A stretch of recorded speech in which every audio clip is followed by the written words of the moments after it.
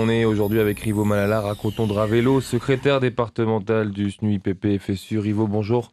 Bonjour. Avec vous, puisqu'aujourd'hui, ça y est, c'est la rentrée à Mayotte après 2 semaines de vacances. C'est une rentrée classique comme on en a l'habitude ou elle sera particulière avec les événements qui se sont déroulés pendant ces vacances? Il me semble quand même que ça va pas être classique, mais avec ce qui s'est passé à Conflans-Sainte-Honorine et l'épisode Covid qui se poursuit, il y a quand même beaucoup de choses qu'on va devoir gérer. Plus les transporteurs. Les transporteurs, heureusement, dans le premier degré, nous sommes moins impactés. Et du coup, qu'est-ce qui va changer pour le premier degré avec cette rentrée-là, notamment avec la crise Covid et puis l'assassinat de Samuel Paty, la façon dont vous allez gérer ça avec les enfants? Alors, pour Sainte-Honorine, enfin, par rapport à l'assassinat du collègue, dès aujourd'hui, il me semble, vers 10 heures, il y aura euh, Une une minute de minute silence. de silence que le recteur a demandé. Il faut savoir qu'au niveau national, ça sera le 2, la Hmm. semaine prochaine, et qu'au niveau national, les collègues auront eu beaucoup plus de temps pour s'organiser et se préparer. Nous nous attendons malgré tout à Mayotte à quelque chose qui se passe avec quelques petits couacs parce que en effet, il y a quand même des choses à expliquer, à s'expliquer, à comprendre, à reconnaître. On voit déjà comment ce sujet-là est délicat. Comment on explique tout ça aux plus jeunes, là, aux plus petits? Au plus petit, Bah, ça peut aller aux vite. 6-12 ans. Au plus petit, ça peut aller vite. Il me semble quand même que on devrait peut-être se comprendre.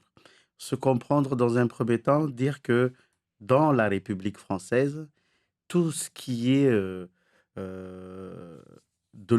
qui a trait à la religion, c'est en second plan derrière des valeurs que tout le monde connaît, hein, la laïcité, la liberté de s'exprimer, de manifester, enfin de tout ceci. À partir du moment où ces principes sont acceptés, le travail de pédagogie peut se passer aisément. À mon avis, on est encore très loin. Je prends l'autre exemple, mais qui n'a rien à voir. À l'époque, on nous disait le nom, c'était le prénom, c'était le nom. En 2000, on nous a demandé d'inverser. Il a fallu plusieurs commissions pour aboutir à quelque chose qui se tenait. On est dans la même situation à Mayotte, malheureusement. Et est-ce que vous êtes d'accord avec le recteur qui nous disait ici la semaine dernière que enfin, à Mayotte, la transmission des valeurs serait beaucoup plus facile ici qu'en métropole? Euh, Ça reste à vérifier. Ça reste à vérifier euh, parce que il me semble qu'il y a il y a un travail qui n'a pas été fait au départ. Euh, la transmission des valeurs se fait facilement si tout le monde a accepté. Euh, Aujourd'hui, on reprend l'exemple notre exemple s'agissant de la fiscalité, où aujourd'hui, une personne qui a une maison en métropole, au niveau national, on dit que c'est une personne entre guillemets riche. À Mayotte, c'est les cousins et les frères qui construisent pour les sœurs, par exemple. Mm. Donc, il y a ce travail-là à faire et qu'on n'a pas fait et qu'on n'arrive pas à faire comprendre pourquoi, par exemple, on doit payer plus d'impôts au niveau national à partir de tel critère. Donc, il y a, à mon avis, mais je peux me tromper, hein, mais je pense que c'est malgré tout compliqué. Il est 7h20 et c'est la suite de votre entretien de la matinale. Le ministre a promis un cadrage clair sur le sujet pour la rentrée qui se déroulera en On est métropole, vous passé. l'avez dit, le 2 novembre prochain. Il a également promis un Grenelle de l'éducation suite à ce qui s'est passé. Vous trouvez que c'est une bonne idée? Ah, Grenelle de l'éducation, il me semble Ça a été annoncé la avoir semaine lu, dernière. oui, ça a commencé, avoir lu dans la presse, chez les copains du National qui sont dans ces réunions-là, que en fait, les personnes qui président, ne serait-ce qu'à ce niveau-là, les personnes qui président les commissions, en fait, n'ont rien à faire avec le monde de l'éducation. Ils n'y connaissent rien. J'ai entendu parler d'un rugbyman, rugbyman qui préside une commission un comité de travail. Donc, surtout le rugbyman apparemment s'occupe de la révalorisation des enseignants. Il y a une forte demande des collègues sur la révalorisation dans ces Grenelles. Donc, on n'est vraiment pas, on n'est vraiment pas optimiste quant à un aboutissement, on va dire, heureux de ces rencontres.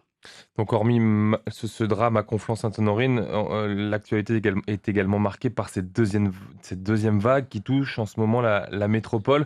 Il y a cette polémique aussi qui est née pendant les vacances sur ces fameux masques DIM qui vous ont été distribués à vous, les enseignants, et qui sont retirés pour le moment suite à une enquête pour montrer ou non la toxicité de certains composants qui composent ces masques-là. Il n'y a pas de polémique. Il me semble que c'est reconnu qu'il y a un problème. Au début, il y avait une polémique après l'article de Reporter Par sur ceux le qui ne sujet. voulaient pas reconnaître, mais après, ils ont Là, désormais, reconnu ça a qu'il y a été un problème. retiré par le Et dans ministère. toute la fonction publique, on nous a demande a été faite de retirer les masques DIM.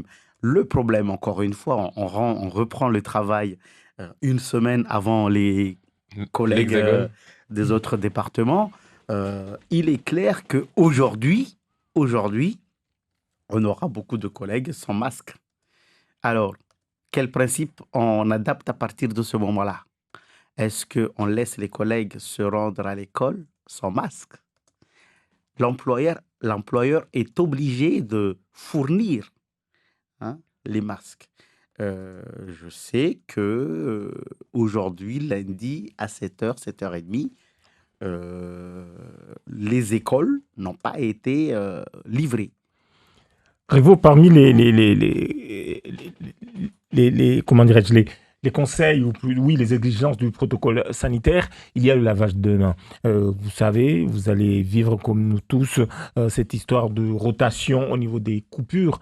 Est-ce que dans les communes qui vont être impactées, un jour, on nous a dit il va y avoir cours?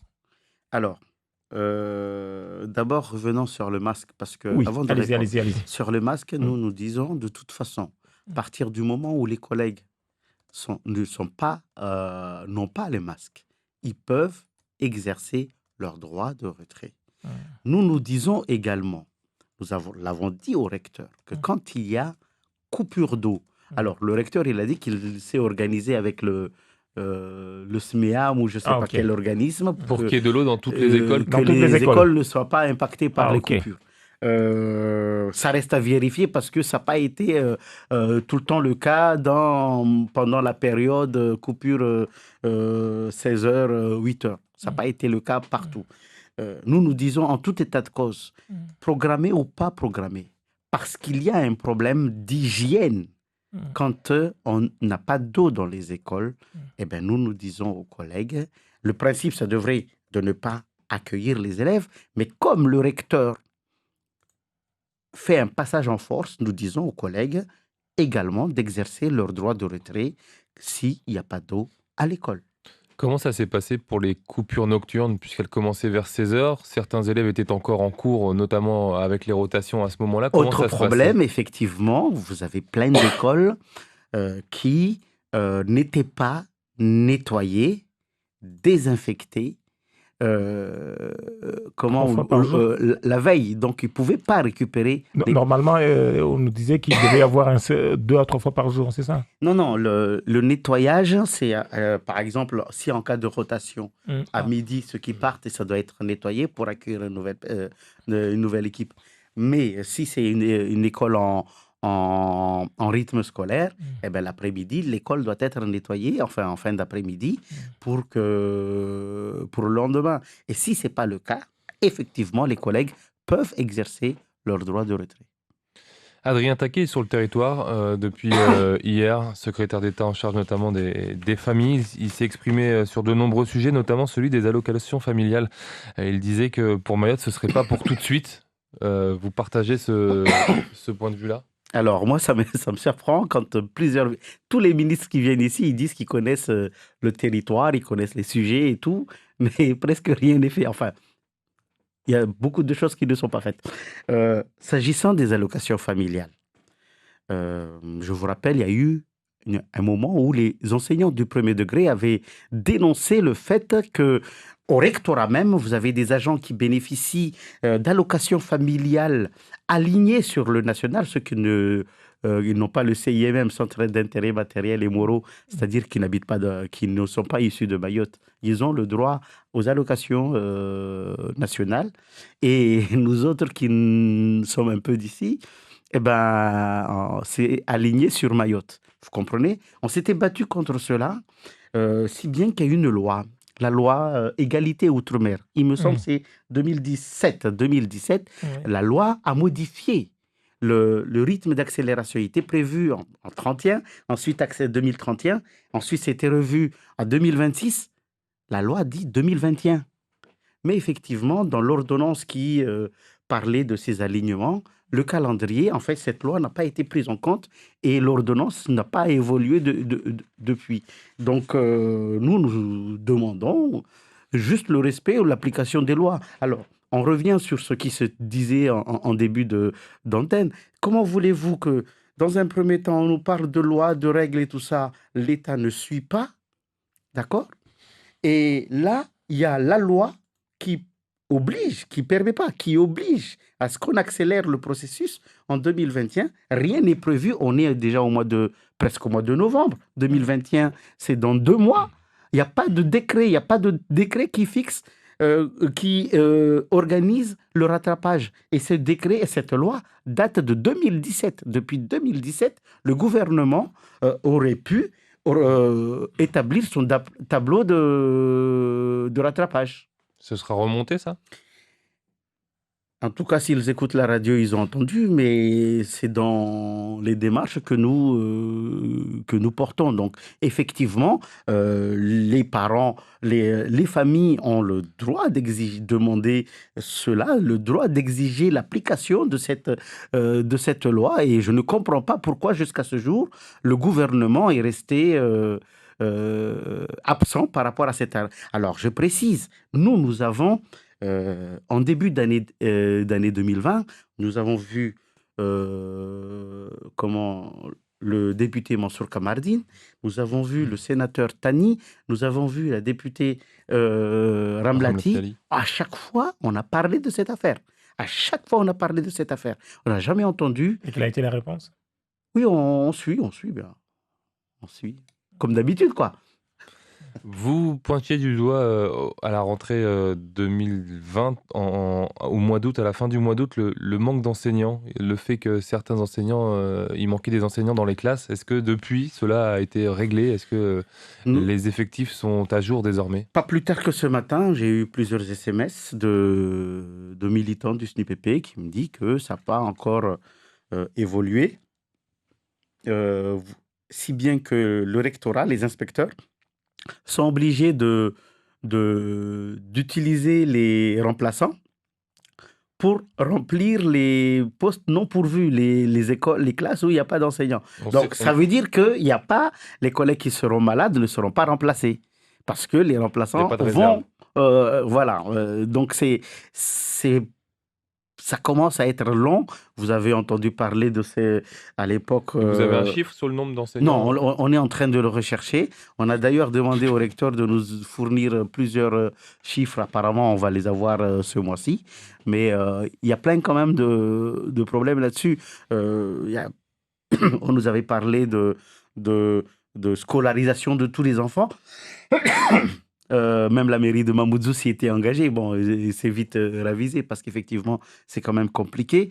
On nous a parlé d'enseignants.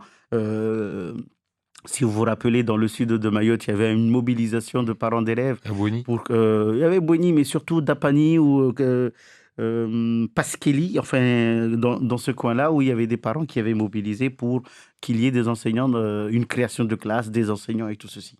Merci beaucoup, Rivo Malala, racontons à vélo, d'avoir été l'invité de Zakweli.